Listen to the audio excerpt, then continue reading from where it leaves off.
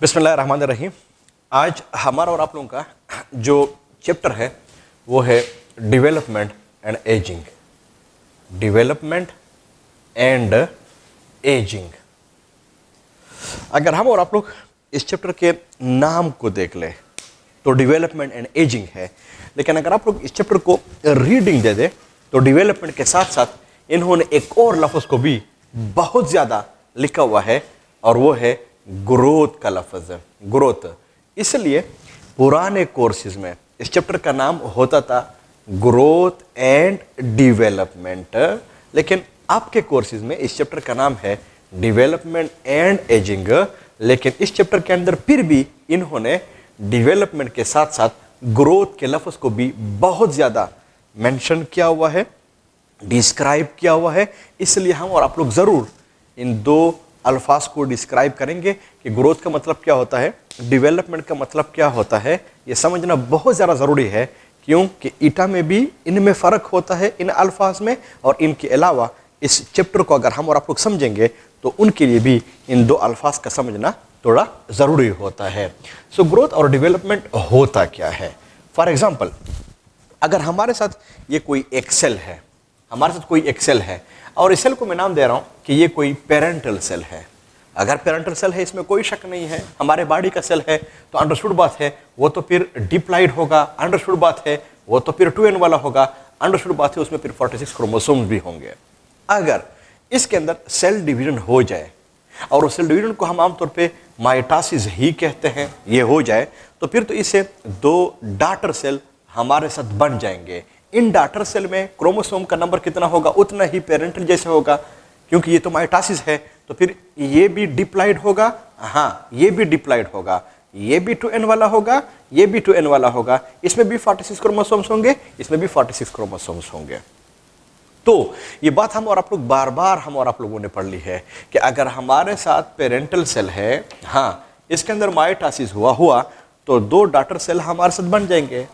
इन दो daughter cells के अंदर उस वक्त तक फिर किसी किस्म की सेल डिवीजन नहीं होगी जब तक कि इनका साइज पेरेंट के सेल के साइज तक ना पहुंच जाए। जब हो जाए फिर इसके अंदर फिर ये सेल डिवीजन जो है ये फिर शुरू हो जाएगा। अगर हम और आप लोग इन ही अल्फाज को एम्ब्रियोलॉजी की लैंग्वेज में हम इसको डिस्क्राइब कर लें तो फिर हम क्या कहते हैं, हम फिर ऐसे कहते हैं कि हमारे साथ एक पेरेंट सेल है, इसके अंदर सेल डिवीजन यानी माइटोसिस हुआ, लेकिन माइटोसिस या मियासिस जो भी है, जो कि हमारे साथ एक्चुअली ये दोनों के दोनों सेल डिवीजन्स हैं, इसमें भी कोई शक नहीं है। तो फिर हम क्या कहते हैं कि हमारे साथ कोई पेरेंट सेल है, इसके अंदर सेल डिवीजन हुआ यानी माइटोसिस हुआ या मियासिस हुआ, लेकिन एम्ब्रियोलॉजी की लैंग्वेज में हम फिर कैसे कहते हैं, हम फिर ऐसे कहते हैं कि पेरेंट सेल है, इसके अंदर डेवलपमेंट हुआ, इसके अंदर डेवलपमेंट हुआ। यानी जो डेवलपमेंट का लफ्ज़ है ना एम्ब्रियोलॉजी में, हम आमतौर पे इसको सेल डिवीजन के लिए हम इसको इस्तेमाल करते हैं, और जो सेल डिवीजन है वो माइटोसिस भी हो सकता है, वो मियासिस भी हो सकता है, लेकिन मेजॉरिटी केसेस में ये माइटोसिस ही होता है। फिर हम एम्ब्रियोलॉजी की लैंग्वेज में हम कैसे कहेंगे कि जब दो डॉटर सेल बन गए हैं तो इनके अंदर उस वक्त तक फिर डेवलपमेंट नहीं होगी, यानी उसके अंदर फिर किसी किस्म की सेल डिवीजन नहीं होगी जब तक कि इनका साइज पेरेंट के सेल के साइज तक ना पहुंच जाए। और साइज को के लिए हम जिस लफ्ज़ का इंतखाब करते हैं एम्ब्रियोलॉजी में, हम इसको कहते हैं ग्रोथ। तो फिर हम कहेंगे कि इन डॉटर सेल के अंदर उस वक्त तक फिर किसी किस्म की डेवलपमेंट नहीं होगी जब तक कि इसके अंदर ग्रोथ पूरा ना हो जाए। तो अगर हम और आप लोग डेवलपमेंट के लफ्ज़ को देख लें तो डेवलपमेंट में असल में होता क्या है, जो सेल होता है वो नंबर में इंक्रीज होता है, लेकिन अगर हम और आप लोग उधर ग्रोथ में देख ले तो असल में सेल के साथ क्या होता है, वो सेल जो होता है वो साइज में इंक्रीज होता है। इसका मतलब कि डेवलपमेंट के लफ्ज़ को हम और आप लोग इस्तेमाल करते हैं, लेकिन किस पर्पस के लिए, कि जब सेल का जो नंबर है ना वो इंक्रीज होता है, और सेल के नंबर के लिए जो प्रोसेस रिस्पॉन्सिबल होता है इसको हम और आप लोग सेल डिवीजन कहते हैं, विच मे बी माइटोसिस और विच मे बी मियासिस 1। लेकिन सेल के साइज को इंक्रीज करने के लिए हम जिस लफ्ज़ को इस्तेमाल करते हैं उसको हम और आप लोग ग्रोथ कहते हैं, और ग्रोथ का सिर्फ मतलब होता है कि सेल का जो साइज है वो इंक्रीज हो रहा है, नंबर के लिहाज से इंक्रीज नहीं हो रहा है। तो ग्रोथ और डेवलपमेंट के जो अल्फाज है आप लोगों को समझ आने चाहिए। नेक्स्ट, वो ये है कि अगर हम और आप लोग वैसे देख ले, एक सेल हमेशा के लिए दो फेजेस से गुजरता है। एक जो सेल होता है वो हमारे साथ नॉर्मली दो फेजेस से गुजरता है। इसमें सेल डिवीजन भी है, ये एक फेज है, पूरा सेल इस प्रोसेस से गुजरता है, नो डाउट। फिर ग्रोथ भी होता है, ये इस फेज से ये गुजरता है। तो अगर हम और आप लोग इस सेल को देख ले तो इनमें क्या होगा, इसमें डेवलपमेंट भी होगी, हाँ इसके अंदर ये ग्रोथ भी होगी, ऐसे ये जाएगा। तो अगर आप लोग सेल को देख ले, इसके पूरे लाइफ हिस्ट्री में एक साइकिल से पास होता है, तब जाके हम इसको कहते हैं कि सेल साइकिल जो होता है, यानी सेल साइकिल जो होता है, इनमें दो मेन फेजेस होते हैं। इनमें डेवलपमेंट भी होता है, इनमें ग्रोथ भी होता है, और इस डेवलपमेंट और ग्रोथ ये दो फेजेस होते हैं जो कि सेल के साइकिल के अंदर प्रेजेंट होते हैं। क्योंकि ये एक मर्तबा पुराने कोर्सेज से ईटा में ये बात आई हुई थी कि अगर सेल साइकिल को आप लोग देख ले तो उसमें तो दो फेजेस तो होते हैं, लेकिन इनमें पहला क्या होगा, यानी पहले डेवलपमेंट होगा कि पहले ग्रोथ होगी, पहले क्या होगा सेल के अंदर, कौन सी चीज होनी चाहिए। तो आप लोग थोड़ा खुद भी इसके ऊपर सोचे। लेकिन चूंकि क्लास है ही नहीं कि हम और आप लोग इसके ऊपर डिस्कस कर ले, मैं आप लोगों से पूछूं, हम और आप लोग वो इंटरेक्शन कर ले, मैं ही आप लोगों को जवाब दे देता हूं कि अगर आप लोग सेल साइकिल को देख ले तो इसमें पहली क्या चीज होनी चाहिए। नो डाउट वो सेल जो होता है इसमें पहले ग्रोथ होगी, यानी सेल के अंदर पहले ग्रोथ, और ग्रोथ का मतलब पहले इसका साइज पूरा होगा, पहले ये मैच्योर होगा, तब जाके इसके अंदर ये डेवलपमेंट होगी। तो डेवलपमेंट हो जाए फिर ग्रोथ होगी, ग्रोथ के बाद फिर डेवलपमेंट होगी, लेकिन पहले क्या होगा, पहले ग्रोथ होगा तब जाके फिर डेवलपमेंट होगा। तो इधर पे वो वाली बात नहीं है कि पहले मुर्गी थी कि पहले अंडा था, इधर पे ये बात अंडरस्टूड है कि पहले ग्रोथ होगी फिर डेवलपमेंट होगी। लेकिन अगर आप थोड़ा इसके बारे में सोचे तो मालूम ऐसे होता है, जैसे पहले डेवलपमेंट होगी फिर ग्रोथ होगी। कुछ स्टूडेंट्स का ये ओपिनियन होगा, कुछ स्टूडेंट्स का ये ओपिनियन होगा कि नहीं पहले ग्रोथ होगी फिर डेवलपमेंट होगी। लेकिन मैंने आप लोगों को बता दिया है कि पहले ग्रोथ होगी फिर डेवलपमेंट होगी। तब जाके आपके बुक ने बड़ा खूबसूरत सेंटेंस भी इसके लिए लिखा हुआ है, growth is ऑफनली accompanied by development one। इसका मतलब कि ग्रोथ के बाद आमतौर पे डेवलपमेंट जो है ये फिर हो जाता है। ये तो कहीं पूछा गया तो फिर आप लोगों को पता होना चाहिए कि पहले ग्रोथ होगा फिर डेवलपमेंट होगी। जो दूसरी बात है वो ये है, अगर मैं आप ही से पूछो, जब मैं कहता हूं ना कि मैं आप लोगों से पूछ रहा हूं, तो बेशक आप उस टाइम पे इसको पास कर ले, इसको आप लोग स्टॉप कर ले, थोड़ा आप लोग सोचे, फिर आप मुझे आंसर दे दे, खुद दे दे, फिर मेरा वाला आप सुनने की मैं क्या कह रहा हूं। वो मेरा क्वेश्चन आप लोगों से ये है कि ग्रोथ और डेवलपमेंट, पहले तो ग्रोथ हुआ, लेकिन ग्रोथ और डेवलपमेंट में सेल साइकिल में ज्यादा टाइम कौन लेगा, यानी ग्रोथ ज्यादा टाइम लेगा कि डेवलपमेंट ज्यादा टाइम लेगा।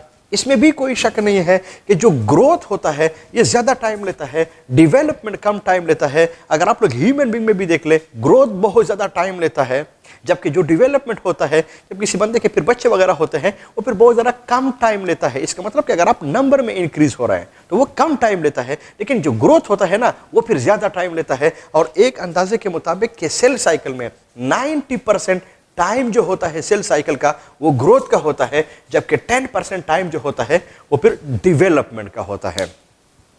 ये दो अल्फाज थे जो मैंने आप लोगों को समझाने थे कि ग्रोथ क्या होता है, डेवलपमेंट क्या होता है। इसके ऊपर बहुत दफ़ा टेक्निकल जो एमसीक्यूज आते हैं वो मैंने आपके साथ शेयर कर लिए हैं, ये भी फिर आप लोगों को पता होना चाहिए। लेकिन साथ ही इधर पे आप लोगों के साथ एक और बात भी बता दूं कि इस ग्रोथ और डेवलपमेंट जो कि एक सेल साइकिल के अंदर होता है, ये ग्रोथ हमेशा के लिए पॉजिटिव होता है, यानी 90% ग्रोथ, लेकिन ये पॉजिटिव होता है। सेल हमेशा के लिए साइज में इंक्रीज होता है, फिर डेवलपमेंट हो जाती है, फिर इससे वो जो सेल होता है उनमें जो चेंजेस आते हैं वो फिर पॉजिटिव आते हैं। लेकिन बाज दफा यही सेल जो है जिसके अंदर ये ग्रोथ हो रही है, जो कि 90% टाइम ले रहा है, जो कि पहला ये होता है, जब ये चेंजेस होते हैं ये पॉजिटिव नहीं होते, रिवर्स होना शुरू हो जाते हैं, नेगेटिव की तरफ जाना शुरू हो जाते हैं।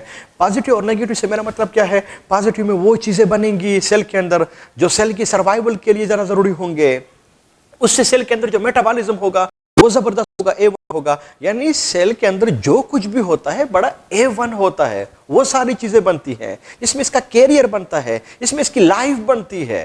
तो फिर हम कहते हैं कि सेल के अंदर पॉजिटिव चेंजेस आ रहे हैं। जिस तरह के आप लोग हैं, आपके अंदर अब पॉजिटिव चेंजेस आ रहे हैं, आपने 9th-10th को क्रॉस किया, आपने एफएससी कर ली, आप ईटा करेंगे, आप लोग एमबीबीएस में जाएंगे, फिर जॉब आएगी, तो ये सारे के सारे जो होते हैं ये फिर पॉजिटिव चेंजेस होते हैं।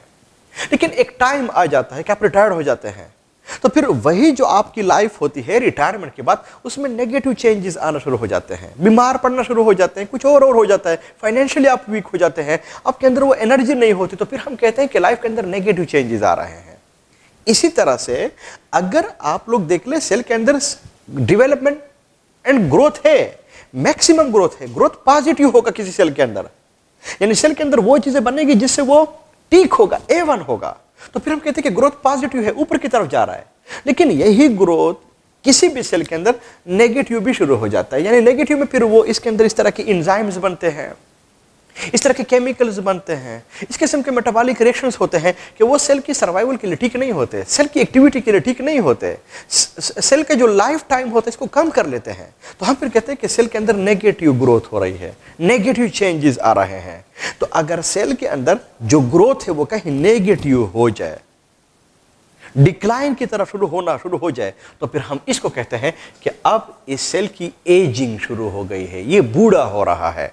और ह्यूमन बींग्स के बॉडी के अंदर पहले भी मैंने आपके साथ ये बात शेयर की हुई थी कि 75 ट्रिलियन तक सेल हमारे बॉडी के अंदर प्रेजेंट होते हैं। अगर 75 ट्रिलियन सेल्स के अंदर ये फिनोमेनन शुरू हो जाए, तो फिर जो बंदा होता है इनमें फिर एजिंग शुरू हो जाती है। इसलिए आपकी बुक ने ये बड़ा खूबसूरत लफ्ज़ लिखा हुआ है कि जो ग्रोथ होता है इनमें और कोई चीज़ नहीं होती, इनमें ये जो शाबाश से सारा कुछ होता है, जो ग्रोथ होता है सेल साइकिल में, अगर ये नेगेटिव की तरफ जाना शुरू हो जाए तो फिर हम आमतौर पे इसको एजिंग कहते हैं। इसलिए इस चैप्टर में हम और आप लोग ग्रोथ और डेवलपमेंट के बारे में भी पढ़ेंगे, साथ साथ एजिंग के बारे में भी हम पढ़ते हैं कि फिर ये एजिंग वगैरह क्या होते हैं। ये तो कुछ वो अल्फाज हो गए हैं। अब अगर आप लोग थोड़ा वैसे सोचें कि जो ग्रोथ और डेवलपमेंट है, इन अल्फाज को हम किस फील्ड के अंदर हम इसको बहुत ज़्यादा इस्तेमाल करते हैं, वो तो एम्ब्रियोलॉजी है। और एम्ब्रियोलॉजी में हम और आप लोग एम्ब्रियो के बारे में हम स्टडी करते हैं कि एम्ब्रियो कैसे बनती है, एम्ब्रियो क्या होती है, इन सब चीज़ों के बारे में हम और आप लोग इसको स्टडी करते हैं। लेकिन अगर आप लोग देख ले एम्ब्रियो बनी किस चीज़ से है, एम्ब्रियो तो मेल के अंदर वो एक स्पर्म बना हुआ था, एम्ब्रियो तो फीमेल के अंदर वो एक ओम एग बना हुआ था। ये दोनों के दोनों आपस में मिले, फर्टिलाइजेशन हो गई, तब जाइगोट बना। आज हम देखेंगे जाइगोट क्या होगा, वो तो एक सेल होगा। तो उस एक सेल से फिर हमारी पूरी की पूरी बॉडी, पूरा का पूरा इंडिविजुअल बन जाता है। इसका मतलब यह हुआ कि उधर वो जो स्पर्म और ओम थे, उससे लेके हमारी पूरी की पूरी बॉडी बन जाती है, एक मल्टीसेलुलर बॉडी बन जाती है। तो फिर अगर मैं आप लोगों से पूछूं कि हम और आप लोग किसकी वजह से हैं, तो साइंटिफिक आंसर इसका यह होगा कि हम और आप लोग उस एक जाइगोट या उस स्पर्म और ओम के अंदर ग्रोथ हो रही थी, डेवलपमेंट हो रहा था, ग्रोथ हो रहा था, डेवलपमेंट हो रहा था, ग्रोथ हो रहा था, डेवलपमेंट हो रहा था।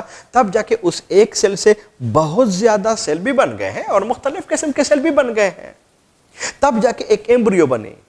इसका मतलब यह है वी आर, जो हम और आप लोग हैं, we are due to growth and development. हालांकि पहले तो हम एक सेल थे, जाइगोट था। तो उस जाइगोट के अंदर क्या हुआ, तो उस जाइगोट के अंदर यह हुआ कि हमारे अंदर शाबाश है, हमारे अंदर उस एक सेल के अंदर ग्रोथ और डेवलपमेंट हो रही थी, ग्रोथ और डेवलपमेंट हो रही थी, ग्रोथ और डेवलपमेंट हो रही थी। तब जाके एंड पे एक मल्टीसेलर और एक कॉम्प्लेक्स बॉडी बन गए। तो फिर शॉर्टकट हम और आप लोग कह सकते हैं कि हम और आप लोग on the basis of growth and development है। नेक्स्ट वो ये है कि फर्स्ट ईयर में था, कैसे हुआ करता था, ये इंग्लिश के अंदर था और विलियम वर्ड्सवर्थ के विलियम शेक्सपियर ने इसको लिखा हुआ था। वो ये था कि जब इंसान की पैदाइश हो जाए एक मर्तबा, तो ये जो दुनिया होती है ये आपके लिए एक स्टेज का काम करती है और इसके ऊपर आप लोग आ जाते हैं, आपकी पैदाइश हो जाती है और आप वहां पे 7 मुख्तलिफ किस्म के रोल को परफॉर्म कर लेते हैं।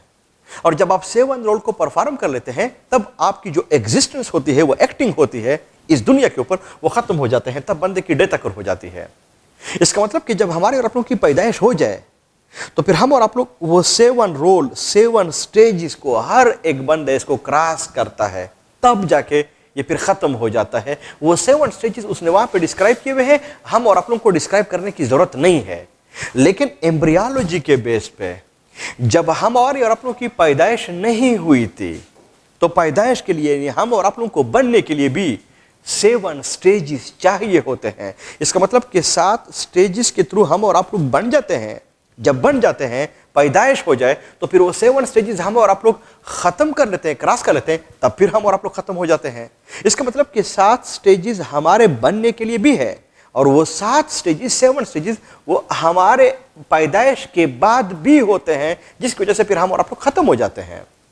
तो वो जो 7 स्टेजेस होते हैं जो दुनिया के ऊपर हम और आप लोग इसको परफॉर्म करते हैं, 7 स्टेजेस जो है वो कौन कौन से हैं, उनके डेप्थ में हम और आप लोग नहीं जाएंगे। लेकिन अगर आप लोग इस चैप्टर के लिहाज से देख ले तो हम और आप लोग इसको जरूर डिस्कस करेंगे कि एम्ब्रियोलॉजी में एम्ब्रियो को बनने के लिए वो 7 स्टेजेस कौन कौन से हैं, जिसकी वजह से कोई एम्ब्रियो बन जाती है। लेकिन एम्ब्रियो के बनने के लिए उन सेल के अंदर, उस जाइगोट के अंदर ग्रोथ और डेवलपमेंट का होना बहुत ज्यादा जरूरी होता है। तब मैं शॉर्टकट कह सकता हूं कि on the basis of growth and development हमारे बॉडी में सारे उस एक सेल के अंदर यानी जाइगोट के अंदर 7 स्टेजेस आकर हो जाते हैं, तब जाके एक एम्ब्रियो बन जाती है। उस एम्ब्रियो से जब बेबी वगैरह बन जाता है, उसकी पैदाइश हो जाए, तब जाके वो 7 स्टेजेस को क्रॉस कर लेता है, तब जाके उसकी फिर एग्जिस्टेंस खत्म हो जाती है। तो वो जो 7 स्टेजेस है जो एम्ब्रियो के बनने के लिए जरूरी होते हैं, जो कि on the basis of growth and development है, वो कौन कौन से हैं वो आपके कोर्स के अंदर है। और पूरा चैप्टर हमारा है ही इसी के ऊपर, सारे टॉपिक्स इसके अंदर समराइज हो जाएंगे, हमारे कवर हो जाएंगे। इसलिए आप इसको सही तरीके से समझने की कोशिश कर ले। बुक में ऐसे इन्होंने नहीं लिखा हुआ है कि वो 7 स्टेजेस हैं और ये वाले वह हैं। हाँ, इनमें बुक में ये जो अल्फाज हैं इन्होंने इनको मेंशन जरूर किए हुए हैं, लेकिन इसमें वो तरतीब नहीं है। हम और आप लोग इसको डिस्क्राइब करेंगे, डिटेल हम इसकी पढ़ेंगे, लेकिन तरतीब में हम करेंगे। लेकिन वो जो तरतीब होगी उसके थ्रू अगर हम और आप लोग जाएंगे तो फिर आखिर में हमारे साथ एक एम्ब्रियो जो है ये फिर बन जाएगी। तो इसलिए मैं यहाँ पे हेडिंग दे रहा हूँ कि on the basis of growth and development, growth and development, वो 7 स्टेजेस जो हैं वो हम और आप लोग इनको अगर डिस्क्राइब करेंगे तो उन 7 स्टेजेस में से वो पहला स्टेप क्या होता है, 1 बाय 1 अगर हम और आप लोग इसको डिस्कस करेंगे तो जो पहला होता है वो है गेमीटोजेनेसिस। हर एक को हम और आप लोग डिस्कस करेंगे। जो दूसरा स्टेप होता है इसको हम और आप लोग कहते हैं फर्टिलाइजेशन, और फर्टिलाइजेशन के लिए आपके बुक ने एक और लफ्ज भी लिखा हुआ है, वो है कंसेप्शन का। जबकि जो तीसरा होता है इसको हम और आप लोग कहते हैं क्लीवेज। बाज़ दफ़ा हम इसको सेगमेंटेशन भी कहते हैं और बाज़ दफ़ा हम इसको सेलुलेशन भी हम और आप लोग इसको कहते हैं। जो चौथा स्टेप होता है इसको हम और आप लोग ब्लास्टुलेशन कहते हैं। जो 5वां स्टेप होता है इसको हम और आप लोग गैस्ट्रुलेशन हम और आप लोग इसको कहते हैं। जबकि जो 6वां स्टेप होता है इसको हम और आप लोग ऑर्गेनोजेनेसिस हम और आप लोग इसको कहते हैं। जबकि जो 7वां और लास्ट स्टेप होता है वो है ऑर्गन्स एंड टिश्यू स्पेशलाइजेशन।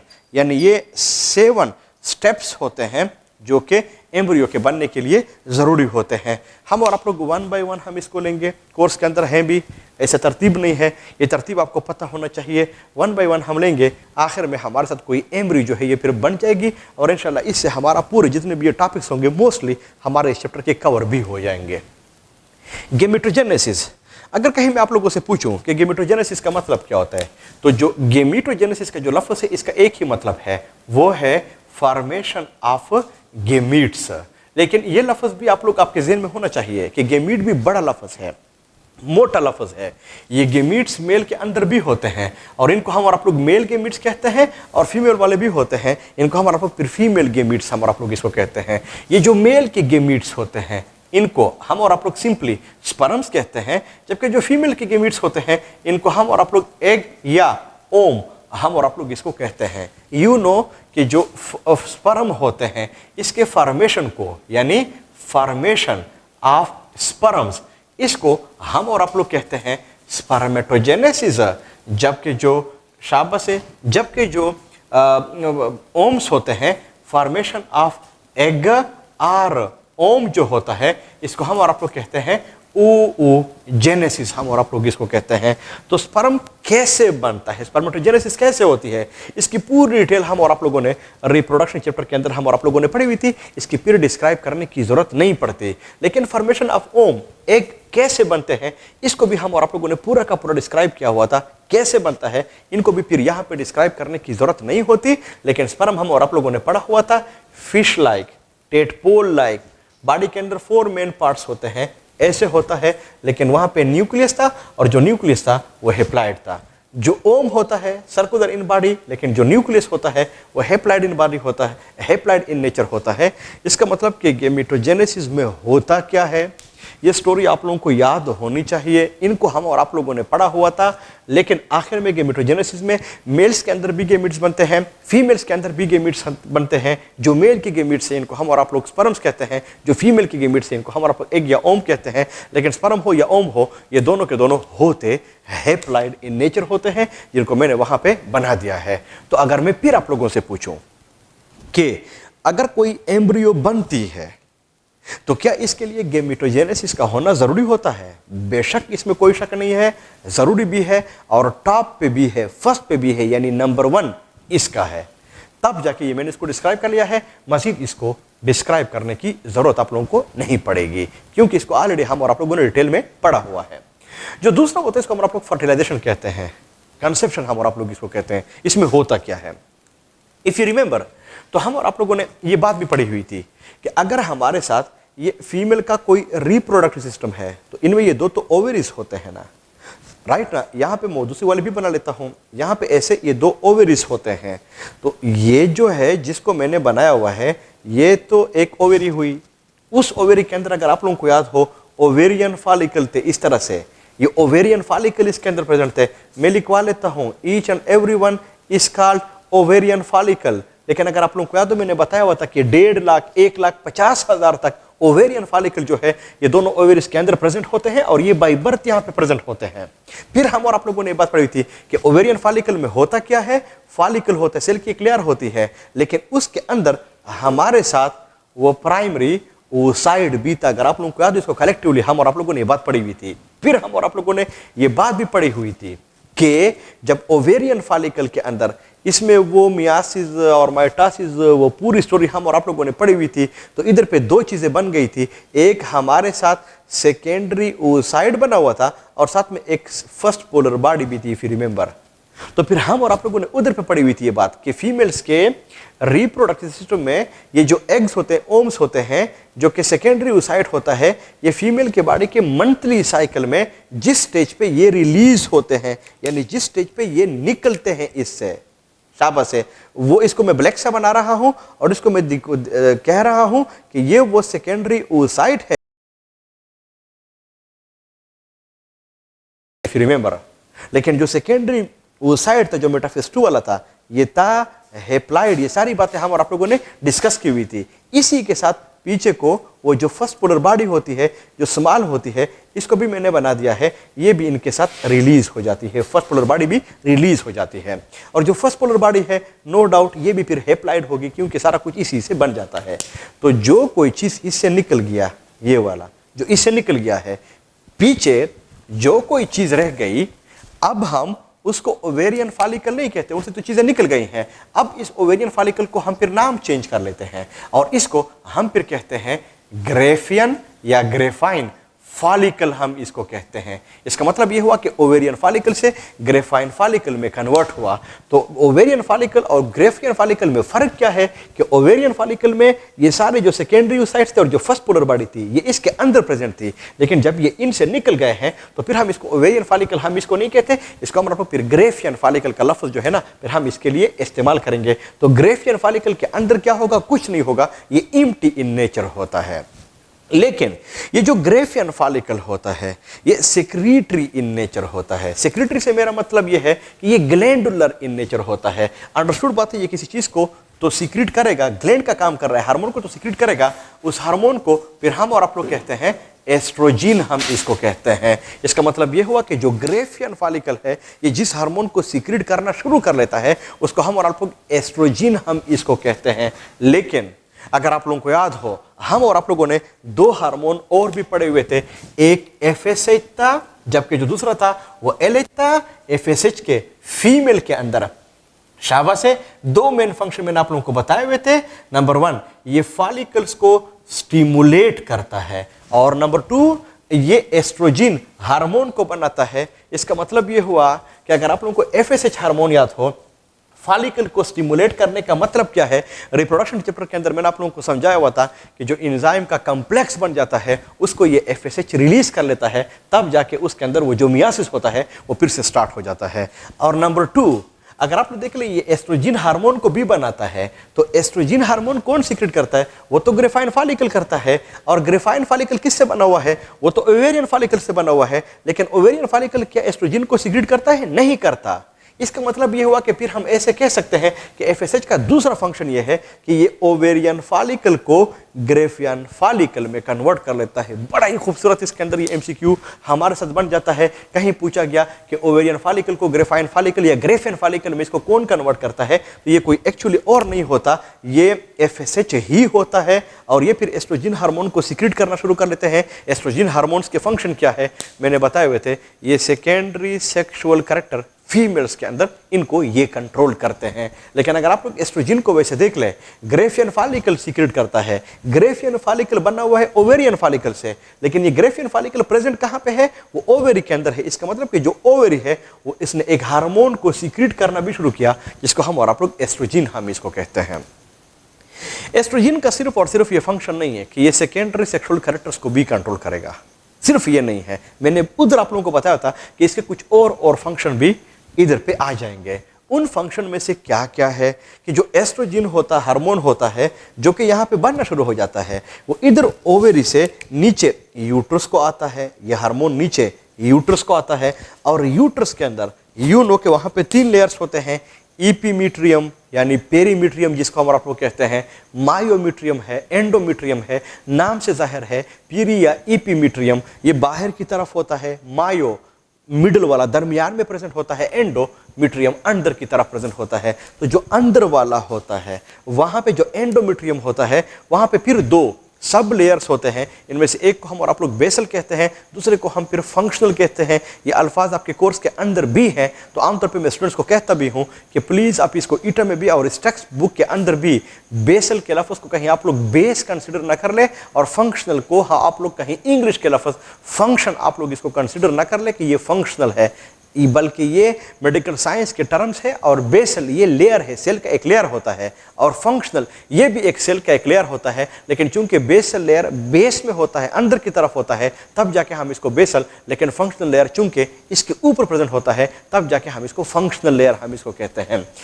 तो हम कहते हैं कि जो ओम आएगा, अगर इसकी फर्टिलाइजेशन हुई, जाइगोट बना, तो जाइगोट तो इंप्लांट होगा यूट्रस में, लेकिन यूट्रस में कहां पे, एंडोमेट्रियम में। लेकिन एंडोमेट्रियम में एक्चुअली कहां पे ये इंप्लांट होता है, बेसल के फंक्शनल लेयर के अंदर ये इंप्लांट होता है। तो इस फंक्शनल लेयर को ये एस्ट्रोजन क्या करता है, ये इसको बिल्कुल ऐसे ही करता है जिस तरह के हम और आप लोग जब खेत के अंदर सीड वगैरह बोते हैं, तो जो कोई किसान होता है उसके खेत के साथ क्या करता है कि पहले इसको थोड़ा सॉफ्ट कर लेता है बेलचे से, उसको ऐसा नहीं तो जो सॉफ्ट सा इसको बना लेते हैं, फिर इसको पानी देता है, फिर इसमें वो कोई खाद वगैरह डाल देते हैं, यानी इसको वो तैयार कर लेता है ताकि अगर आप लोग इसके अंदर सीड वगैरह डाल दें तो इसके लिए फिर मसला ना हो, उसमें फिर जो प्लांट्स वगैरह होते हैं यानी इसके अंदर जो ग्रोथ होती है ये फिर शुरू हो जाए। तो ये एस्ट्रोजन क्या करता है, ये जो एंडोमेट्रियम होता है इनमें जो फंक्शनल लेयर होता है उसके अंदर ये इस किस्म के चेंजेस लाता है, इसको वाल्वेटी करता है, सॉफ्ट कर लेता है वाल्वेट कपड़े की तरह, इसको थिक करता है, मोटा कर लेता है, इसको इसमें ब्लड सप्लाई यानी जो वेसल्स होते हैं इनकी इसको ब्लड की सप्लाई ज्यादा कर लेते हैं। और अगर आप लोग इन बातों को देख लीजिए बिल्कुल ऐसे ही है कि वाल्वेटी हुआ, सॉफ्ट हुआ, जिस तरह कि वो खेत को हम और आप लोग सॉफ्ट कर लेते हैं, ये थिक हो जाता है, ये क्या है, इसको ब्लड की सप्लाई ज़्यादा हो जाती है। तो ये सारे के सारे चेंजेस जो है ये बिल्कुल उसी तरह से हो जाते हैं। तो इस एस्ट्रोजन के जो फंक्शन है नो डाउट वो यूट्रस में एंडोमेट्रियम में फंक्शनल लेयर के ऊपर होते हैं, तब जाके कहीं भी इसका फंक्शन पूछा गया तो सेकेंडरी सेक्सुअल कैरेक्टर के अलावा कोई भी फंक्शन हो लेकिन रिलेटेड हो यूट्रस के एंडोमेट्रियम के फंक्शनल लेयर के साथ, लेकिन ऐसी कि उसके लिए तैयारी हो, यानी वो जो जाइगोट आएगा उसके लिए तैयारी हो कि इसको कौन शाबाश से थिक बनाएगा, कौन इसको क्या है ब्लड की सप्लाई ज्यादा करेगा, कौन हार्मोन इसको क्या है प्योर इसको रेड बना देगा, कौन हार्मोन इसके साथ फंक्शनल लेयर के साथ ये करेगा, कौन कौन, तो ये सारे आखिर में एस्ट्रोजन ही हमारा बन जाता है। तो एस्ट्रोजन ही के ये फंक्शन होते हैं। तो साथ में फिर ये सारा कुछ यहां पे शुरू हो जाता है, क्योंकि उधर पीछे से जो ओम आ रहा है हो सकता है वो फर्टिलाइज हो जाए। तो ये फिर ऐसे होगा। अब फॉर एग्जांपल हम इमेजिन कर रहे हैं कि जो सेकेंडरी oocyte है, ये जो मेटाफेज 2 वाला है, जो मेटाफेज 2 वाला है जो कि हेप्लाइड है, ये ऐसे आएगा तो ओविडक्ट में। तो ओविडक्ट के अंदर तो मैंने आप लोगों को फीमेल के रिप्रोडक्टिव सिस्टम के अंदर एक मोटी बात समझाई हुई थी कि ये फर्टिलाइजेशन के लिए इंपॉर्टेंट है। अगर होगा तो फर्टिलाइजेशन इधर ही होगा, किसी और जगह पे फर्टिलाइजेशन नहीं हो सकता। लेकिन अगर यहां पे भी होता है तो ये बात भी मैंने आपके साथ शेयर की हुई थी कि एंटीरियर 1/3 पोर्शन में,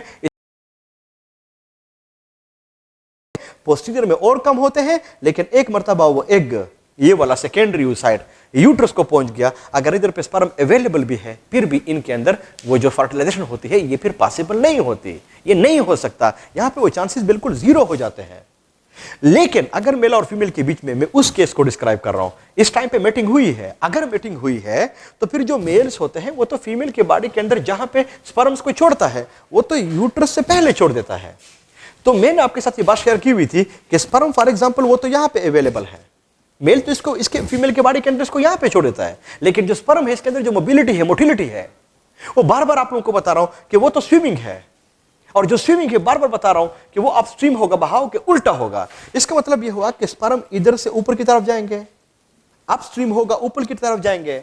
तो जब ये ऊपर की तरफ जाते हैं तो अगर इधर से वो सेकेंडरी oocyte आ रहा है, इधर पे इसको स्पर्म मिल गया है, तो स्पर्म इस टाइम पे क्या कर लेता है, वो हेड इसके ऊपर एक क्रोमोसोम, उसमें वो हायालुरोनिडेज एंजाइम उसको सीक्रेट कर लेता है। जो ही उसको सीक्रेट कर लेता है, इस सेकेंडरी oocyte के मेम्ब्रेन को ये परमिएबल बना लेता है, और जो ही इसको परमिएबल बना लेता है, वो जो स्पर्म होता है वो अपना न्यूक्लियस इस एग को दे देता है। जब इस सेकेंडरी oocyte को अपना न्यूक्लियस स्पर्म दे देता है, तो फिर अंदाजा लगा दे कि सेकेंडरी oocyte हेप्लाइड था, स्पर्म ने अपना हेप्लाइड न्यूक्लियस इसको दे दिया है। जब दे दिया है तो फिर तो ये 2n हो गया है, ये तो डिप्लॉइड हो गया है।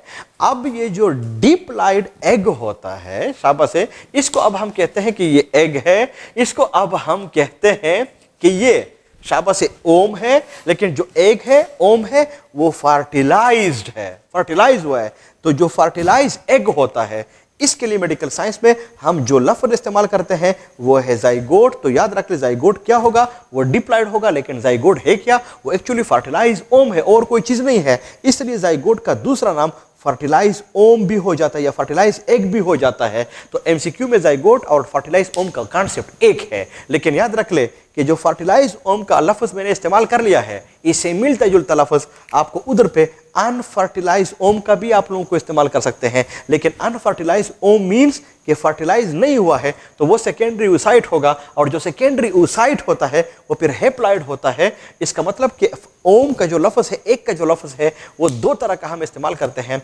अनफर्टिलाइज और फर्टिलाइज। अनफर्टिलाइज वाला हेप्लॉइड होगा, फर्टिलाइज वाला डिप्लॉइड होगा। फर्टिलाइज जो है उसका दूसरा नाम जाइगोट भी है। तब जाके अगर आप लोग देख ले कि जो फीमेल्स हैं उनमें ये एग्स तो आ रहे हैं, हर मंथ इससे रिलीज होते हैं, लेकिन एग आ रहा है, लेकिन उधर उनके अंदर प्रेगनेंसी नहीं बनती if she is not married. इसके पीछे रीजन क्या है, वो रीजन ये है कि जो एग आ रहा है वो तो सेकेंडरी oocyte है, जो है वो तो हेप्लॉइड है। तो हेप्लॉइड अगर यूट्रस को आ भी जाए, उसको यूट्रस एक्सेप्ट नहीं करता। क्यों? इसलिए कि हमारा जो ऑरिजिन है, जो हम और आप लोग हैं, वी आर डिप्लॉइड।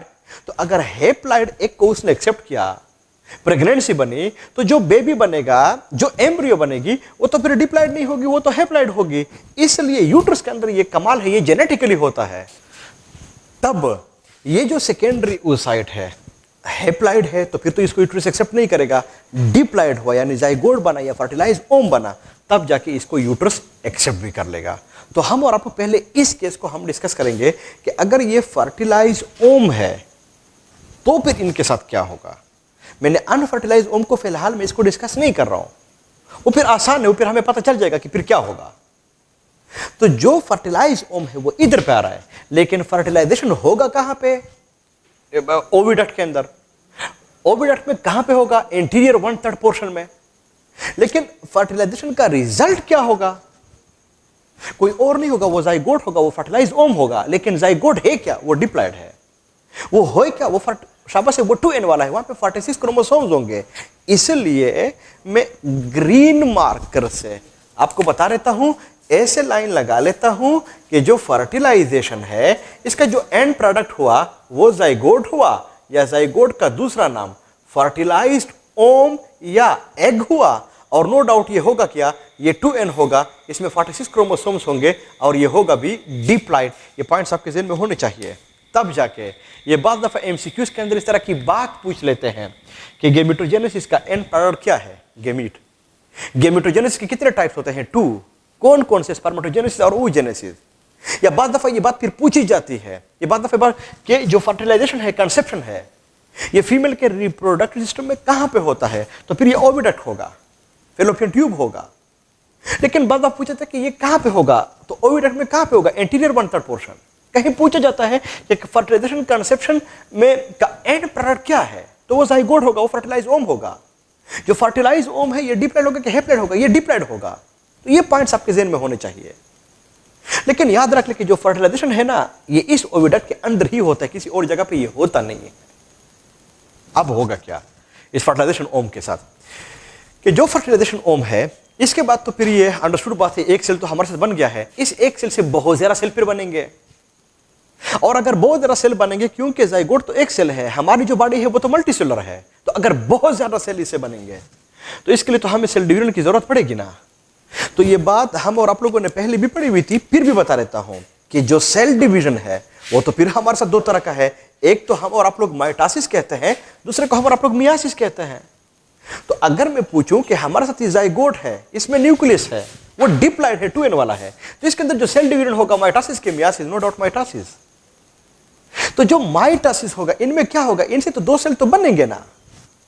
तो जो सेल है, पेरेंटल सेल है, इसके अंदर डॉटर सेल दो बन जाते हैं, लेकिन इन दो डॉटर सेल्स में क्रोमोसोम्स कितने होंगे? वही 46, वही 46, यानी 2n वाले। ये तो हमारे साथ सारा कुछ इस तरह से बनेगा। मेरी बात आपके ज़हन में होनी चाहिए, ये सारा कुछ ऐसे ही बनेगा, ऐसे ही होगा। इसका मतलब ये हुआ कि जो जाइगोट है इसके अंदर जो सेल डिवीजन होगा माइटोसिस वाला होगा, लेकिन वो सेल डिवीजन जो कि जाइगोट के अंदर हो, उस माइटोसिस को हम फिर कहते हैं क्लीवेज। तो क्लीवेज बेसिकली है क्या? इसमें कोई शक नहीं है, क्लीवेज बेसिकली है माइटोसिस। लेकिन जो अगर आम सेल के अंदर हो जाए फिर हम इसको माइटोसिस कहते हैं, लेकिन अगर ये जाइगोट के अंदर हो जाए फिर हम और आप लोग इसको क्लीवेज हम इसको कहते हैं। तो इन दो अल्फाज में आपको पता होना चाहिए, cleavage is a special term for mitosis which takes place in the zygote one. अगर किसी और सेल के अंदर हो जाए फिर हम और आप लोग इसको ये नहीं कहते कि ये फिर ये क्या है, क्लीवेज हुआ। और सेल्स के अंदर फिर हम और आप लोग इसको आमतौर पे क्या है, माइटोसिस ही हम और आप लोग इसको कहते हैं। इसका मतलब ये हुआ कि इस जाइगोट के अंदर एज ए रूल जो होगा वो माइटोसिस होगा, हाँ वो होगा क्लीवेज होगा। अब अगर हम और आप लोग देख लेते हैं, फॉर एग्जांपल हमारे साथ ये कोई एक जाइगोट हमारे साथ बन गया है, मैं जाइगोट को इसको ऐसे शो कर रहा हूं, जाइगोट हमारे साथ बन गया है, तो इसको मैं नाम दे रहा हूं जाइगोट। लेकिन जो जाइगोट है इसमें न्यूक्लियस है, ये है कौन सा वाला? वो 2n वाला हुआ। लेकिन अब ये जो जाइगोट है ये जिस सेल का फंक्शन परफॉर्म कर रहा है वो तो पेरेंट सेल हुआ ना, पेरेंटल सेल हुआ ना, लेकिन उस पेरेंटल सेल को मैंने एक खास नाम दे दिया जाइगोट का। तो इस जाइगोट के अंदर क्लीवेज होगा। अगर क्लीवेज होगा तो दो सेल बनेंगे, वो डॉटर होंगे, और जो डॉटर सेल्स होंगे वो नो डाउट वो दोनों के दोनों डिप्लॉयड, क्योंकि तो माइटोसिस है। लेकिन इन डॉटर सेल्स को आपके कोर्स ने फिर और खास नाम दिए हुए हैं, और इनको हम फिर कहते हैं ब्लास्टोमियर्स। इसका मतलब यह हुआ कि अगर मैं पूछूं कि ब्लास्टोमियर्स क्या है, ये इन डॉटर सेल्स को खास नाम दिया गया है, लेकिन ब्लास्टोमियर्स क्या है? शाबाश है, ये एक्चुअली इस जाइगोट से जो डॉटर सेल बन गए हैं इनको हम फिर ब्लास्टोमियर्स कहते हैं। लेकिन ब्लास्टोमियर डिप्लॉयड होंगे कि हैप्लॉयड होंगे? वो डिप्लॉयड होंगे। तो फिर हम इसको ऐसे डिस्क्राइब करेंगे कि जाइगोट है, इसके अंदर क्लीवेज हुआ, दो ब्लास्टोमियर बने। तो टेक्निकली हम और आप लोग इसको ऐसे डिस्कस करेंगे। लेकिन अगर ये आम सेल होता तो फिर हम कहते कि पेरेंटल सेल है, माइटोसिस हुआ, 2 डॉटर सेल बने। लेकिन इधर पे हम आप लोग इसको टेक्निकली डिफाइन करेंगे। लेकिन नेक्स्ट पॉइंट ये है कि आम सेल है, माइटोसिस हुआ, 2 डॉटर सेल बने, वो 2 डॉटर सेल सेपरेट हो जाते हैं। इधर पे जो 2 डॉटर सेल्स होते हैं, जिनको हम और आप लोग ब्लास्टोमियर्स कहते हैं, जिनको मैंने बोर्ड के ऊपर ऐसे आइसोलेट बनाया हुआ है, ये आइसोलेट नहीं होते, ये ऐसे आपस में अटैच होते हैं। अगर कहीं ये 2 सेल सेपरेट हो गए, जैसे ये और ये, एक भी सेपरेट हुआ, दूसरा भी सेपरेट हुआ, तो फिर जो एक जाइगोट है, उनसे जो 2 ब्लास्टोमियर बन गए हैं, अब हर एक ब्लास्टोमियर फिर सेपरेट जाइगोट का काम करता है। तो फिर इससे अपना एम्ब्रियो बनेगा, बेबी बनेगा, इससे अपनी एम्ब्रियो, अपना बेबी बनेगा। तो फिर हम इसको कहते हैं कि ट्विन्स हो गए हैं। लेकिन इस किस्म के ट्विन्स चूंकि एक जाइगोट से बने हुए हैं, तो फिर हम इसको मोनोजाइगोटिक ट्विन्स हम इसको कहते हैं। और नो डाउट अगर ये जाइगोट मेल वाला है, XY वाला है, तो फिर दोनों के दोनों मेल्स होंगे। अगर ये XX फीमेल वाला है, तो फिर दोनों के दोनों फीमेल्स होंगे। इधर पे ये चांस हरगिज नहीं होता कि एक मेल होगा एक फीमेल होगी, ऐसे नहीं हो सकता। तो फिर इनमें हमारे साथ सारा कुछ बन जाएगा। तो फिर चूंकि ये मसला उधर मां से आ गया है, यानी मां से वो जाइगोट में इस तरह, तो फिर इसलिए कुछ लोग इसको मैटरनल ट्विन्स भी कहते हैं। मैटरनल, मदर से आया हुआ है। और जो मैटरनल होते हैं, जो मैं बता रहा हूं, जो कि इस तरह से होगा, जो कि मां की तरफ से होगा, जो कि मोनोजाइगोटिक है, और दोनों के दोनों एक जैसे हैं, दोनों फीमेल है, दोनों मेल, तब जाके कुछ लोग इसको आइडेंटिकल भी कहते हैं। इसका मतलब कि मोनोजाइगोटिक, आइडेंटिकल और मैटरनल के अल्फाज इनका मतलब एक होगा। हाँ, बाज दफा मंथली साइकिल में फीमेल के अंदर एक सेकेंडरी ओसाइट नहीं निकलता, और भी निकल जाते हैं, हो सकते हैं। तो अगर एक ये हुआ, दूसरा फिर इनके साथ ये हुआ, तीसरा ये हुआ, तो यू नो कि मेल एक टाइम पे कितने स्पर्म्स को एजाकुलेट कर सकता है, वो तो मिलियन बिलियन में होते हैं, मिलियन में होते हैं, बिलियन में होते हैं। तो उधर पे एक्स तो कम है, स्पर्म तो बहुत ज्यादा है, मिलियन बिलियन में है, तो फिर हर एक को स्पर्म मिल सकता है। तो अगर इनको मिलेगा तो इससे अपना बेबी बनेगा, इससे फिर अपना बेबी बनेगा, जाइगोट बन गए हैं। तो पॉसिबल है इसको वाई वाला स्पर्म मिल गया, तो फिर ये XY ये मेल होगा, इसको X वाला मिल गया तो XX ये फीमेल हो जाएगी, ये XX कोई XY कोई और हो जाएगा। तो इनमें फिर इस तरह के कॉम्बिनेशन हमारे साथ बन सकते हैं। एक मेल है, 2 फीमेल है, एक मेल एक फीमेल है, ये हो सकते हैं। तो इनमें फिर चूंकि जाइगोट डिफरेंट बन गए हैं, तो फिर ये मोनोजाइगोटिक नहीं हो जाएगा, हेटेरोजाइगोटिक हो जाएगा। लेकिन मसला कहां से आ गया है? फ्रेटर्नल फादर की तरफ से, उधर पे जरा स्पर्म ने पार्टिसिपेट किया, तो इनको हम फिर फ्रेटर्नल ट्विन्स कहते हैं। लेकिन ये आइडेंटिकल नहीं होते, ये नॉन आइडेंटिकल ट्विन्स होते हैं। तो इस तरह की भी कॉम्बिनेशन जो है हमारे साथ बन सकती है। लेकिन मैटरनल और फ्रेटर्नल में फर्क क्या हुआ, वो फिर आप लोगों को भी पता होना चाहिए, मेरे अल्फाज से आप लोगों को फिर पता होना चाहिए। चलो, हम उस केस में नहीं जा रहे हैं, हम ऐसे कह रहे हैं कि ये सेपरेट नहीं हो गए हैं, 2 ब्लास्टोमियर हमारे साथ बन गए हैं। बुक ने लिखा हुआ है कि जब फर्टिलाइजेशन हो जाए, यानी जाइगोट बन जाए, इसके 36 आवर्स के बाद ये पहला क्लीवेज हो जाता है। और जब ये पहला क्लीवेज हो जाएगा, तो फिर कितने ब्लास्टोमियर हमारे साथ बन जाएंगे? 2। तो फिर इसके बाद ये जो क्या है क्लीवेज होता है, ये फिर ऐसा नहीं होता कि फिर 36 आवर्स के बाद होगा, नहीं, फिर शुरू हो जाता है, कम टाइम लेता है। और जाके फिर नंबर जो होता है वो डबल होता जाता है। जैसे 1 सेल से 2, सो 2 से 4, 4 से 8, 8 से 16, 16 से 32, 32 से 64, 64 से 128, 128 से 256। ये नंबर डबल होता जाता है हर एक क्लीवेज पे। तब जाके ये बात भी आपके ज़हन में होनी चाहिए कि ऐसा नहीं होता कि 2 सेल है, 2 से कहीं 3 भी बन जाए, नहीं, हर एक क्लीवेज अगर होगा तो फिर तो हर एक सेल के अंदर होगा, और अगर हर एक सेल के अंदर क्लीवेज होगा फिर नंबर भी डबल होता जाएगा। लेकिन यह भी जेनेटिकल होता है कि हर एक एनिमल में ये जो क्लीवेज होता है, ये ब्लास्टोमियर्स के एक खास सेल के नंबर तक जाता है। जैसे फॉर एग्जांपल ह्यूमन बींग्स में ये 16 पे स्टॉप हो जाएगा, 16 ब्लास्टोमियर्स बन जाएंगे, 16 सेल बन जाएंगे, फिर इसके बाद आगे नहीं जाएगा। ये जो चिक वगैरह होते हैं वहां पे 256 पे स्टॉप हो जाता है। तो ये ऐसी बात नहीं है कि इस एनिमल में ये रैंडमली जाएगा। जैसे ह्यूमन बीइंग में 16 पे स्टॉप हुआ, लेकिन अगर 16 के बाद एक भी फिर और क्लीवेज हुआ तो फिर तो हमारे साथ ब्लास्टोमियर 32 बन जाएंगे। नहीं, ऐसा नहीं होता। 16 पे ये स्टॉप हो जाएगा, चिक में ये 256 पे स्टॉप हो जाएगा, इसके बाद फिर क्लीवेज नहीं होगा। तो ये बिल्कुल ये स्पीशीज स्पेसिफिक होते हैं, ये स्पेसिफिक बातें होती, ऐसा नहीं होता कि फिर और क्लीवेज होगा, नहीं, ये स्टॉप होगा। ह्यूमन बीइंग में ये 16 पे है, तब जाके अगर आप बुक ने भी देख लो उसमें बाकायदा तौर पे लिखा हुआ है कि 2, 4, 8 और 16, ये 16 ह्यूमंस वाला है, स्टॉप हो जाता है। बट याद रख ले कि हर एक सेल को जो 16 बन गए हैं इस कॉल्ड ब्लास्टोमियर, और हर एक ब्लास्टोमियर डिप्लॉयड होगा। जो माइटोसिस है और जो क्लीवेज है, इसमें एक फर्क ये भी है कि अगर आप लोगों को याद हो, ये बात हम और आप लोगों ने पढ़ी हुई थी कि अगर हमारे साथ पेरेंटल सेल है, इसके अंदर माइटोसिस हो जाए, 2 डॉटर सेल बन जाए, उन 2 डॉटर सेल के अंदर उस वक्त तक फिर किसी किस्म का सेल डिवीजन नहीं, लेकिन क्लीवेज में ऐसा नहीं होता। जाइगोट है, इसके अंदर क्लीवेज हुआ, 2 ब्लास्टोमियर बन गए, इन 2 ब्लास्टोमियर के अंदर सेल डिवीजन यानी डेवलपमेंट नहीं हुई होती है।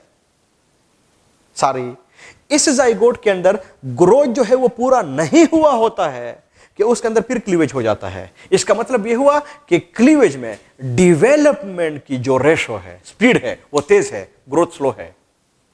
तो क्लीवेज और माइटोसिस में एक फर्क यह भी होता है, यह भी आप लोगों को पता होना चाहिए। और इसका फायदा क्या होता है? Just one, to increase the cell number in a limited time. कम टाइम में हम इसके नंबर को बढ़ाना चाहते हैं, तब जाके याद रख ले क्लीवेज में डेवलपमेंट की रेशो तेज, ग्रोथ की स्लो। तो अगर ग्रोथ स्लो तो सेल का साइज इतना जल्दी से नहीं बढ़ेगा जितना कि सेल का नंबर बढ़ेगा जल्दी से, और जो सेल बनेंगे वो 16 बनेंगे, स्टॉप होगा, और हर एक सेल को ब्लास्टोमियर, हर एक ब्लास्टोमियर डिप्लॉयड। ये बात आपके ज़हन में होनी चाहिए। तो फिर ये हमारे साथ ऐसे बन जाता है। तो ये बात भी मैंने आपके साथ पहले भी कही हुई थी कि अगर सेल है, इसके अंदर शाबाश से डेवलपमेंट हुआ, 2 सेल बने, सेल डिवीजन हुआ, इसके अंदर ग्रोथ पूरा ना हो और फिर सेल डिवीजन हो जाए, तो फिर तो ये नॉर्मल सेल डिवीजन नहीं हुआ, फिर तो एबनॉर्मल सेल डिवीजन हुआ। And abnormal cell division is called cancer. इसका मतलब ये हुआ कि मैं तंजो मजाह में ऐसे कह सकता हूं कि क्लीवेज का मतलब अगर जाइगोट को कैंसर हो जाए, यानी एबनॉर्मल सेल डिवीजन इसके अंदर शुरू हो जाए, यानी डेवलपमेंट तेज हो, शाबाश से ग्रोथ स्लो हो, तो फिर हम और आप लोग इसको क्लीवेज कहते हैं, यानी इसको एक खास किस्म का कैंसर लग जाता है। तो मैं आमतौर पे कहता भी हूं कि कैंसर हमें पैदाइश से पहले भी हमें लग जाता है, पैदाइश के बाद भी लग जाता है। पैदाइश से पहले जो है वो जाइगोट के अंदर वो थोड़ा फायदेमंद होता है, कम टाइम में हम और आप लोग बन जाते हैं, लेकिन पैदाइश के बाद अगर हुआ तो फिर ये बहुत ज़रा कैंसर वगैरह फिर लीथल होते हैं, लाइफ थ्रेटनिंग होते हैं, खतरनाक होते हैं। तो इस क्लीवेज का फिर सारा कुछ ये मतलब होगा। अब जो हमारे साथ सेल बनेंगे वो तो 16, हर एक ब्लास्टोमियर, लेकिन साइज छोटा होगा, लेकिन हर एक सेल डिप्लॉयड होगा। तो अगर आप लोग उन 16 सेल्स को देख लें तो ये आपके साथ कुछ ऐसे होगा, 10 से 16 सेल्स आपके साथ बनेंगे, ऐसे आपस में अटैच होंगे। और अगर आप लोग इसकी लुक को देख लें तो ये बिल्कुल ऐसे होगी जिस तरह के मालबेरी, रास्पबेरी, ये जो तूत होता है, शाहतूत होता है, इसके दाना अगर आप लोग देख ले तो उसके अंदर छोटे और दाने होते हैं, बिल्कुल इसकी तरह लुक इसकी होती है। तब जाके आपके बुक ने इसके लिए जो खूबसूरत लफ्ज़ भी लिखा हुआ है वो लिखा हुआ है, शाबाश है, कि ये जो होता है हमारे साथ ये कोई बेरी शेप का बन जाए, मालबेरी, रसबेरी, इसकी तरह इसका शेप जो है ये फिर बन जाता है। तो अगर मैं पूछूं कि क्लीवेज या सेगमेंटेशन या सेलुलेशन फीमेल के रिप्रोडक्टिव सिस्टम में होता कहाँ पे है, याद रख लें फेलोपियन ट्यूब के अंदर होता है, ओविडक्ट के अंदर होता है, ये यूट्रस वगैरह के अंदर नहीं होता। अब आप इमेजिन कर ले कि फर्टिलाइजेशन भी फेलोपियन ट्यूब के अंदर हुआ, यानी ओविडक्ट के अंदर हुआ, क्लीवेज भी उधर पे हुआ, लेकिन क्लीवेज का जो एंड प्रोडक्ट है, आखिर में प्रोडक्ट है, वो 16 ब्लास्टोमियर्स का एक मास जो कि रास्पबेरी की तरह होता है, and the mass of 16 blastomere which looks like a mulberry is simply called as the morula. इसका मतलब ये हुआ कि जो क्लीवेज है इसका जो एंड प्रोडक्ट होगा वो फिर हमारे साथ मारूला बन जाएगा। इसलिए ये बाकी चीज़ें मैं हटा रहा हूँ, शाबाश से इनको मैं हटा रहा हूँ, और उसी तरह से ग्रीन मार्कर से, ताकि आप लोगों को फिर पता चल जाए कि जो क्लीवेज है, सेगमेंटेशन है, सेलुलेशन है, इसका एंड प्रोडक्ट क्या होगा, वो फिर मारूला होगा। मारूला में हर एक सेल को हम क्या कहेंगे, ब्लास्टोमियर। मारूला में ब्लास्टोमियर्स होते कितने हैं, 16। हर एक सेल कैसे होता है, वो डिप्लॉयड होता है। अब क्या होता है, अब होता यह है कि इसके अंदर ब्लास्टुलेशन शुरू हो जाती है। ब्लास्टुलेशन का मतलब क्या है, इसका मतलब यह होता है कि जो 16 सेल हमारे साथ बने हुए हैं, ब्लास्टोमियर जो है, इनका साइज तो छोटा था ना, इसके अंदर ग्रोथ तो पूरा नहीं था ना, ग्रोथ तो पूरा नहीं था ना, तो इनके अंदर 16 सेल के अंदर ग्रोथ शुरू हो जाती है। लेकिन ग्रोथ याद रख ले, वो हमेशा के लिए एक जैसा नहीं होता, हमेशा के लिए वो एक जैसा नहीं होता। ग्रोथ में थोड़ा फर्क होता है। जैसे फॉर एग्जांपल 4 बाई होते हैं या 2 बाई होते हैं, वो ट्विन्स होते हैं, तो इनमें आमतौर पे एक के अंदर ग्रोथ तेज होती है, दूसरे के अंदर स्लो होती है। तो इन 16 सेल्स में ये भी ट्विन्स की तरह होते हैं, सारे एक ही उम्र के होते हैं। किसी के अंदर ग्रोथ स्लो, किसी के अंदर ग्रोथ तेज होगा। तो जिसके अंदर ग्रोथ तेज होगा वो सेल तेजी से बढ़ जाएगा, जो बढ़ जाएगा ग्रोथ पूरा हो जाएगा, तो इसके अंदर तो फिर माइटोसिस होगा। अब इसके बाद जो इसके अंदर सेल्स होंगे 16, जिसके अंदर ग्रोथ पहले पूरी होगी, उसके अंदर माइटोसिस भी शुरू हो जाएगा। इसका मतलब कि अब जो इसके अंदर सेल डिवीजन होगा वो उस तरह से नहीं होगा जो कि इससे पहले वाले क्लीवेज के अंदर था, कि जो नंबर है वो हर एक क्लीवेज में नंबर डबल होता जाता है। अब डबल होता जाए नहीं जाएगा। अब क्या होगा कि फॉर एग्जांपल हमारे साथ 16 सेल्स हैं, एक सेल के अंदर ग्रोथ पूरी हो गई है तो फिर 17 सेल बन जाएंगे, फिर किसी अंदर के अंदर दो के अंदर पूरा हुआ, फिर 20 हो जाएंगे, फिर 25 हो जाएंगे। नंबर ऐसे डबल नहीं होगा जिस तरह के हम और आप लोगों ने इसको पहले पढ़ा हुआ था। तब जाके ये जो नंबर होता है ये बढ़ता है बढ़ता है बढ़ता है, और ये नंबर कहां तक पहुंच जाता है, 100 सेल्स तक पहुंच जाता है। चूंकि बुक ने ये लफ्ज लिखा हुआ है कि 100 सेल्स का मास बन जाता है, तो 100 सेल हमारे साथ 16 से कैसे 100 सेल बन जाते हैं? इज इट पॉसिबल कि 16 को अगर आप इसके अंदर क्लीवेज करें तो फिर तो 32, 32 से 64, 64 से 128, तो हमारे सेल ये 128 होने चाहिए थे। लेकिन 128 इसलिए नहीं है कि इसमें जो डिवीजन है वो क्लीवेज नहीं है, आम माइटोसिस है। लेकिन आम माइटोसिस जिस सेल के अंदर पहले ग्रोथ पूरा उसके अंदर फिर माइटोसिस हो जाएगा, तब जाके ये सेल 100 सेल्स भी बन जाते हैं। तब जाके आपके बुक ने ये लिखा भी हुआ है कि 100 सेल्स बन जाते हैं। लेकिन जो हर एक सेल है इसमें कोई शक नहीं है, उसको अपन फिर ब्लास्टोमियर कहेंगे। लेकिन जो ब्लास्टोमियर होंगे इनमें फिर 2 तरह के होंगे, यानी इन 100 सेल्स में से जो ब्लास्टोमियर्स होंगे वो फिर हमारे साथ 2 तरह के होंगे। कुछ ब्लास्टोमियर्स ऐसे कि जिसके अंदर ग्रोथ पूरी होगी, वो मोटे मोटे होंगे, बड़े बड़े होंगे, और कुछ ऐसे जिसके अंदर ग्रोथ कम होगी, वो छोटे छोटे होंगे। तो उनको अब आप लोग क्या शाबाश, वो फिर छोटे छोटे होंगे। इसका मतलब कि ब्लास्टोमियर इन 100 सेल में हमारे साथ फिर 2 तरह के होंगे। जो बड़े बड़े हैं उन ब्लास्टोमियर्स को मेगा मीन्स बड़ा, और मियर का लफ्ज सेल ब्लास्टोमियर। जबकि जो छोटे छोटे होते हैं इनको हम और आप लोग फिर माइक्रोमियर हम और आप लोग इसको कहेंगे। ये छोटे छोटे सेल्स होते हैं जो फिर इनसे बन जाते हैं। इस मीन्स कि इस 100 सेल में से कुछ मेगामियर्स होते हैं और कुछ जो होते हैं ये माइक्रोमियर्स होते हैं। ये जो मेगामियर्स होते हैं आमतौर पे इन माइक्रोमियर्स को सराउंड कर लेते हैं। यानी अगर आप इसको देख ले, ये वो सेल्स हैं जो बड़े बड़े जिनको मैं बना रहा हूं, ये कोई और नहीं है, ये वो मेगामियर्स हैं। जबकि इनके अंदर वो छोटे छोटे सेल्स जो होते हैं जिनको मैं बना रहा हूं, ये वो माइक्रोमियर्स हैं जो कि इधर पे ये सारा कुछ प्रेजेंट होता है। मेरी बात आपके ज़हन में होनी चाहिए। ये जो मेगामियर्स होते हैं, मेगामियर, इसके लिए आपके बुक ने जो नाम इस्तेमाल किया हुआ है वो है ट्रोफोब्लास्ट। जबकि जो माइक्रोमियर है इसके लिए आपके बुक ने नाम इस्तेमाल किया हुआ है इनर सेल मास। ये मेगामियर और माइक्रोमियर ये पुराने कोर्सेज में होते थे। इसका दूसरा नाम ट्रोफोब्लास्ट, माइक्रोमियर का दूसरा नाम इनर सेल मास। लेकिन जो मेगामियर्स हैं ये 70 to 80% होते हैं, जबकि जो माइक्रोमियर्स होते हैं ये 20 से लेकर 30% तक होते हैं। इसका मतलब कि जो चीज बन रही है हमारे साथ, इनमें कौन ज्यादा है? इनमें मेगामियर ट्रोफोब्लास्ट के सेल ज्यादा है, माइक्रोमियर इनर सेल मास के सेल जो है ये फिर कम होते हैं। तो हमारे साथ क्या होगा, ये 100 सेल्स हैं, इन 100 सेल में तकरीबन 70 to 80 सेल्स हमारे साथ मेगामियर्स के होते हैं जो बाहर की तरफ होते हैं, जो मोटे मोटे होते हैं। लेकिन जो छोटे छोटे होते हैं जिनको हम और आप लोग माइक्रोमियर्स कहते हैं, इनर सेल मास कहते हैं, वो 20 to 30 होते हैं, वो फिर कम होते हैं। मेरी बात आपके ज़हन में होनी चाहिए। तो ये मेगामियर्स और माइक्रोमियर्स, इनके बीच में एक कैविटी होगी, इसको हम और आपको फिर कहेंगे ब्लास्टोसील। सील मीन्स कैविटी, कोई कैविटी बन रही है। इस कैविटी के अंदर क्या होता है? कुछ नहीं होता। लेकिन ये जो इनर सेल मास होता है, यहां पे जो कैविटी होती है इसके अंदर फ्लूइड होता है, और इसको हम सादा अल्फाज में कहते हैं फ्लूइड फील्ड कैविटी। बुक ने ये लफ्ज लिखा है। ये कैविटी जो होती है इसके अंदर वो फ्लूइड जो है ना फिर प्रेजेंट होता है। नेक्स्ट वो ये है